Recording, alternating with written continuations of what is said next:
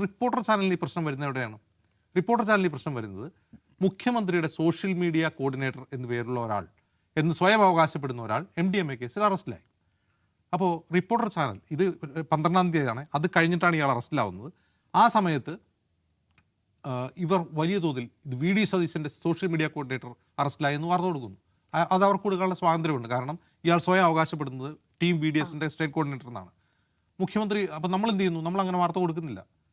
നമ്മളെന്നല്ല, മറ്റ് ചാനലുകൾ അങ്ങനെ വാർത്ത കൊടുക്കുന്നില്ല. പലരും സോഷ്യൽ മീഡിയ കോർഡിനേറ്റർ ആണെന്ന് നമ്മുടെ മുമ്പിൽ തെളിവില്ല, അയാൾ സ്വയം അവകാശപ്പെടുന്നതാണ്. അപ്പം അങ്ങനെ വാർത്ത ചെയ്യാൻ പറ്റില്ല.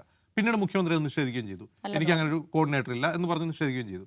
ഇനി അങ്ങനെ കോർഡിനേറ്റർ ആണ് എന്ന് വാദമുള്ളവർ അത് തെളിയിക്കുകയാണ് വേണ്ടത്. മുഖ്യമന്ത്രി VD സതീശൻ ഇങ്ങനെ, പക്ഷേ VD സതീശനായൊക്കെ പരിചയമുണ്ടെന്ന് VD സതീശൻ തന്നെ പറയുന്നു. അതിൻ്റെ ചിത്രങ്ങൾ, മുമ്പും പരിചയം ഉണ്ടായിരുന്ന ചിത്രങ്ങളൊക്കെ പുറത്തു വരുന്നതൊക്കെ ശരിയാണ്.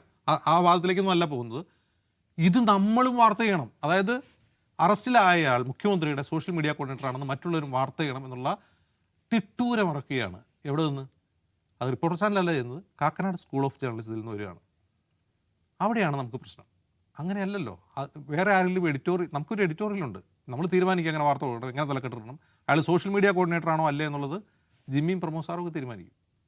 അല്ലാതെ കാക്കനാട് സ്കൂൾ ഓഫ് ജേർണലിസം അല്ല തീരുമാനിക്കുക. ഇത്രേ നമ്മൾ പറഞ്ഞിട്ടുള്ളൂ. അപ്പോൾ ഇതിന് വേണ്ടിയിട്ടാണ് എന്ത് ചെയ്യുന്നത്? മീഡിയ വൺ പൂട്ടിപ്പോയാൽ മതിയായിരുന്നു എന്നൊക്കെ ശപിക്കുകയാണ് ചെയ്യുന്നത്. അന്ന് നിങ്ങളെ മോദി ഫാഷിസ്റ്റ് നടപടിയിലൂടെ നിരോധിച്ചപ്പോൾ അതങ്ങ് പൂട്ടിപ്പോയാൽ മതിയായിരുന്നു എന്നൊക്കെ ശപിക്കുന്നത് എന്ന് പറഞ്ഞാൽ അല്പത്തരമാണ് എന്ന് ഇത് പറയുന്ന ആളുകളെങ്കിലും മനസ്സിലാക്കുക. ഇനി അവരോട് പറയാനുള്ളത്, ഇപ്പോൾ മെറ്റ തന്നിട്ടുള്ള വാർത്ത അതിന് ഡോക്യുമെൻ്റ് ആണെന്ന് ചോദിച്ചാൽ അത് പോലീസിന് കൊടുത്തൊരു മറുപടിയാണ്, ഇമെയിലാണ്.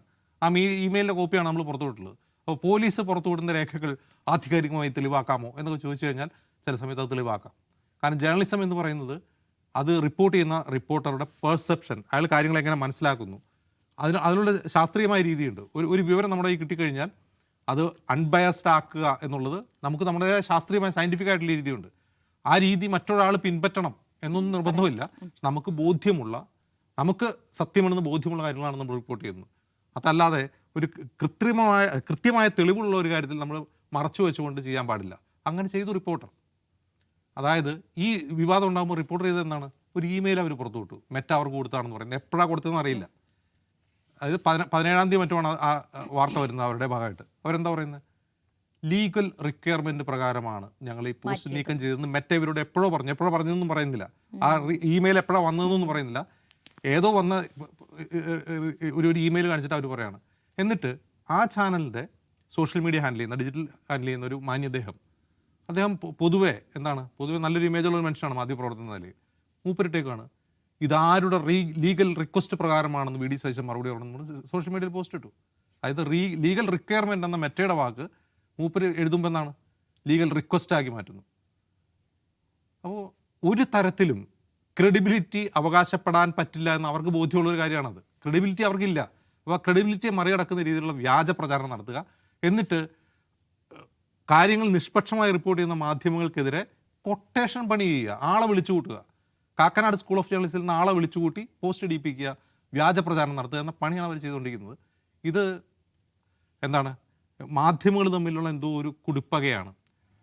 അതിൻ്റെ ഡയറക്ടറോടുള്ള മാധ്യമങ്ങൾക്കുള്ള ഇതൊന്നുമല്ല. നമ്മൾ റിപ്പോർട്ട് ചെയ്യുന്നത് ലീഗൽ പ്രശ്നങ്ങളുള്ള ആളുകളെ പറ്റി നമ്മൾ റിപ്പോർട്ട് ചെയ്യുന്നു. 32 ക്രിമിനൽ കേസുള്ള ഒരാളെക്കുറിച്ച് നമുക്ക് വാർത്ത റിപ്പോർട്ട് ചെയ്യേണ്ടി വരും. അയാൾക്ക് ഭരണകൂടത്തിന് സഹായം ലഭിച്ചോ എന്ന് റിപ്പോർട്ട് ചെയ്യേണ്ടി വരും. അതേ നമ്മൾ ചെയ്യുന്നുള്ളൂ.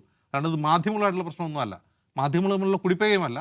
ലീഗലി പ്രശ്നങ്ങളുള്ള കാര്യങ്ങളിൽ ഭരണകൂടം ഇത്തരം ക്രിമിനലുകൾക്ക് വേണ്ടി ഒത്താശ ചെയ്യുന്നുണ്ടോ എന്ന് നമ്മൾ റിപ്പോർട്ട് ചെയ്യും. അത്രേ നമ്മൾ ചെയ്യുന്നുള്ളൂ. അല്ലാണ്ട് ഇത് മാധ്യമങ്ങൾ തമ്മിലുള്ള കുടിപ്പകയായിട്ട് വ്യാഖ്യാനിക്കുന്നത് ശരിയല്ല.